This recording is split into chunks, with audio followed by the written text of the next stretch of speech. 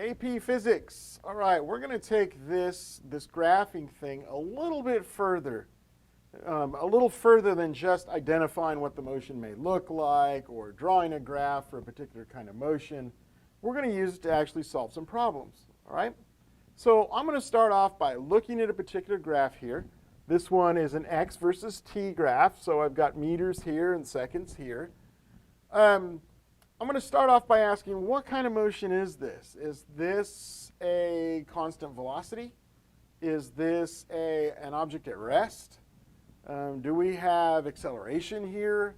What would that look like? Well, you might remember from the previous video that if this was at rest, I would not be changing position over time, and I can see that I am changing position over time. I'm getting further and further and further away each second. The amount of change I'm getting every second, because this is a straight line, is constant. So you're looking at a constant velocity situation here. That's the type of motion that we have. But we want to go a little bit further. I'm going to ask you, what's the average velocity that this graph is displaying? The motion that this graph is displaying, what's the average velocity? Now you might remember we have a very simple formula for average velocity. It basically says that average velocity is going to equal our change in position, delta x, over our change in time. And so what you're going to notice here, you guys, is that there are two things about a graph that you can use to help you solve problems like this. The first one's slope. Now, in math class, you guys learned that the slope of a line is going to equal the rise over the run. Okay? Well, in this case, in this graph, what is the rise? What is the rise? Well, if I look at the axis here, that would be the rise, the lift that occurs, it's x. And so what I would say is the rise is essentially just the change in x that you see. What's the run? The run would be how much time passed, right? So I could say that the run here would simply be how much time passed. I mean, we're moving horizontally on the graph, so this would be the change in time. We'll notice that to get the average velocity of the x versus t, that it equals this, and so does the slope. All you have to do on a question like this is figure out the slope of the line. So if I'm figuring out that slope, this is pretty simple. My delta x, I'll just use the whole graph. It's a straight line. My delta x, if I draw a line all the way across to here, is 10 meters. So I could say that that's not my delta x, that's time. My delta x is 10 meters. I top out right there at 5 seconds. And so this would be 10 meters. And I'm divided by the amount of run that occurred. To get to that position, it took me 5 seconds. So if you're given a graph like this and you're asked for velocity, all you have to do is figure out the slope of an x versus t graph, and we'll know that this is 2 meters per second. All right? Using slope does the trick on an x versus t graph for velocity. Let's look at another question. So here I have a graph. What kind of a graph is this? Look at it. I want you to start getting used to doing this yourself. Remember, we had 3 types. We had an x versus t, a v versus t, and an a versus t. This is clearly a v versus t graph. All right? What kind of motion are we looking at? Ask yourself, is velocity changing? Nope. Horizontal line. That means your velocity is constant. We have no acceleration here. Okay? There is no acceleration. This is a constant velocity question. Okay? So this is a constant velocity type motion. I'm going to ask you here, how far has this object gone in 3 seconds? What about 5 seconds? So this is a little bit of, I wouldn't say it's a trick, but what's weird about this question for a lot of people is they look at this question and say, well, how can I figure out how far it's gone when you're giving me velocity and time? Neither one of those is distance.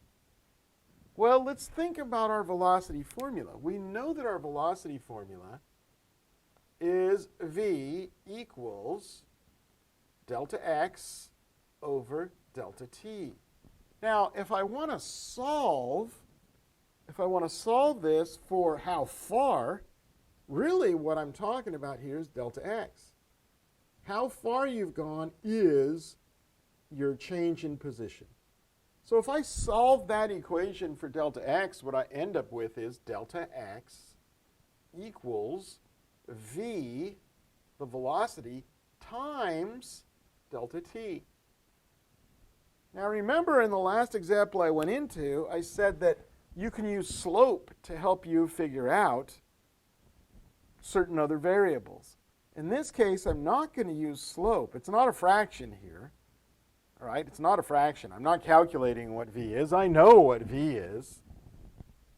But I want to figure out what v times delta t is.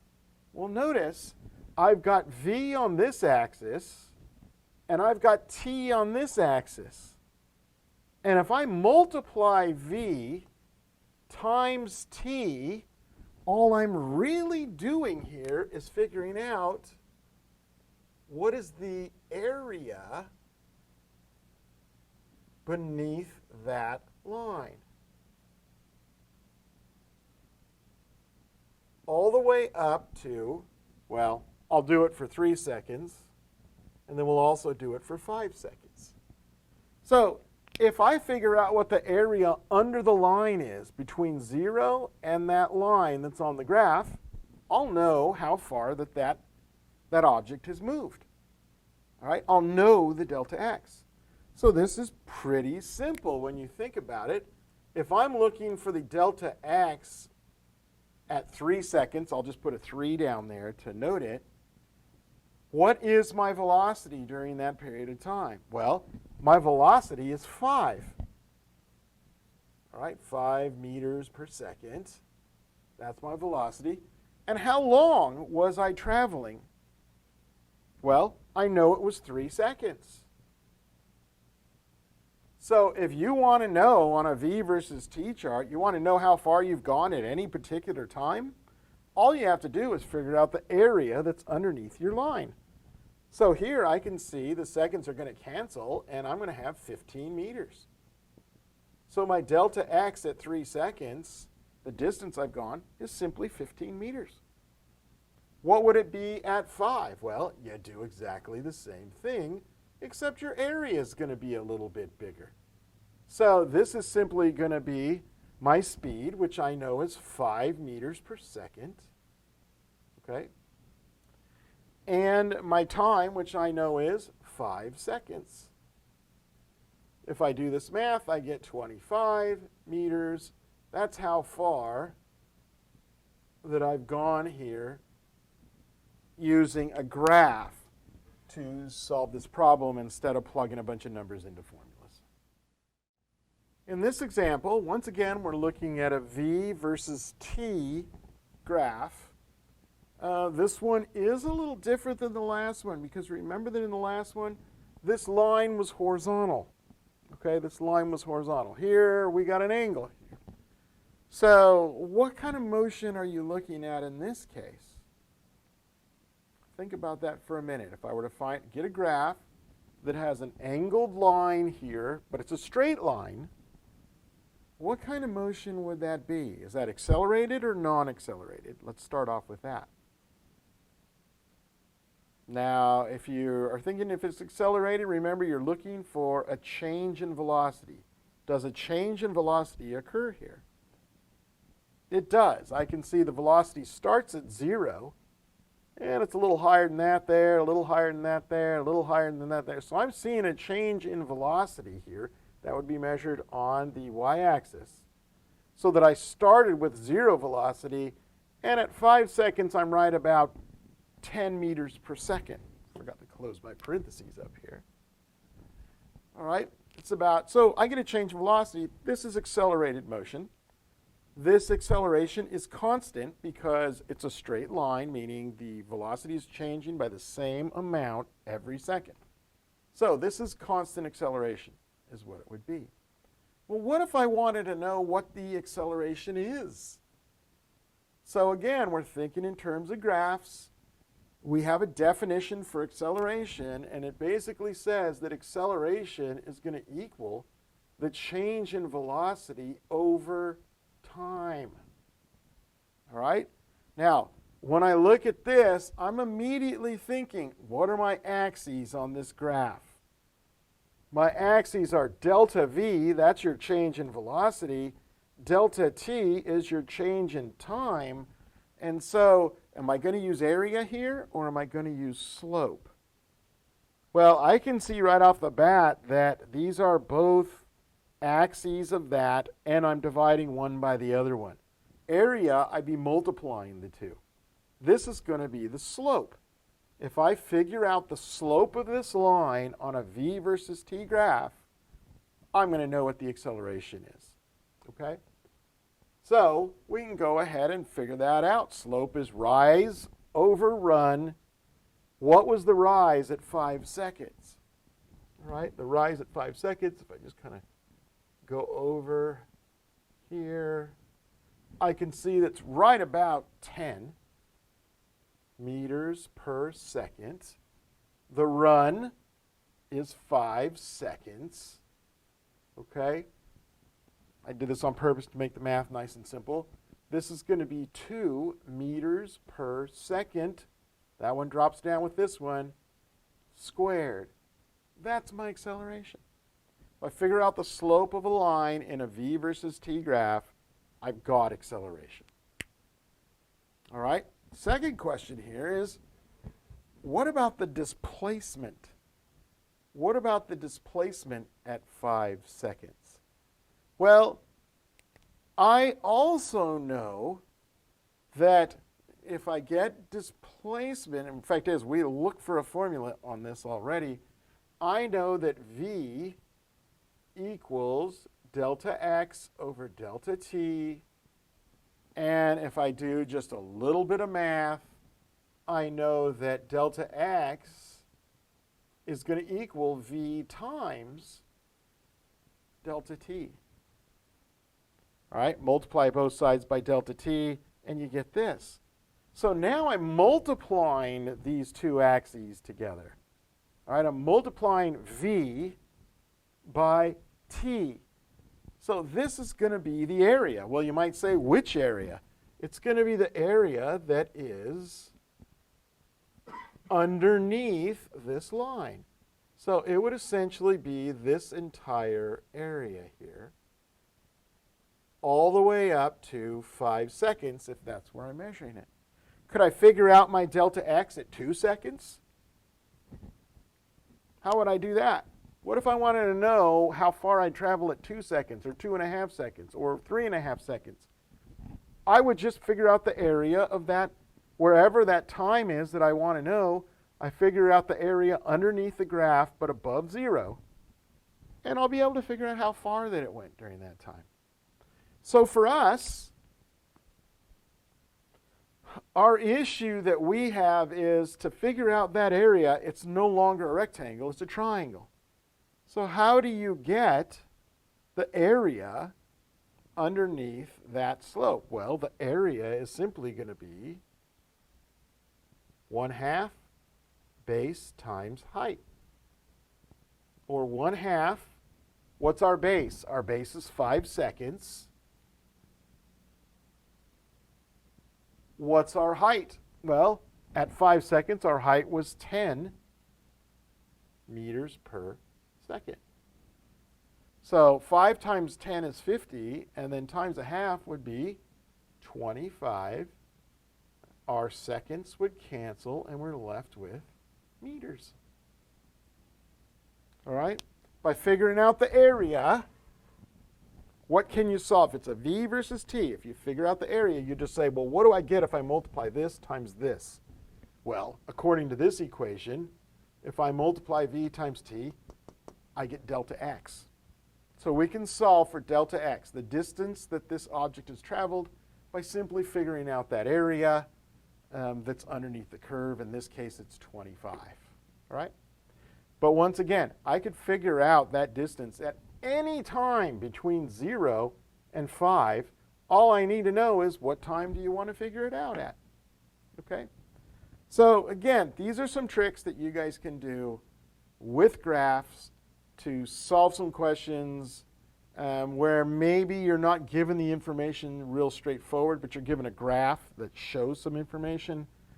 It may be easier to do it this way than it is to do it using all the kinematic formulas that we talked about. Last example here.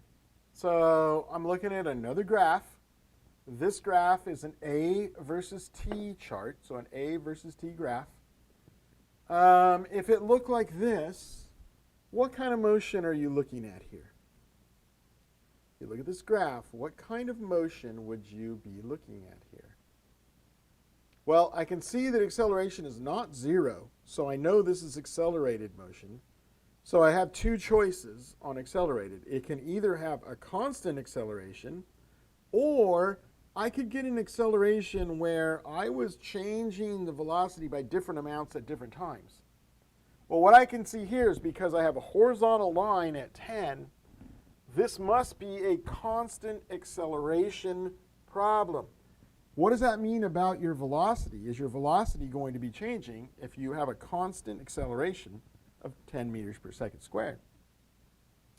Well, by definition, if you have any acceleration, you're going to get a change in velocity.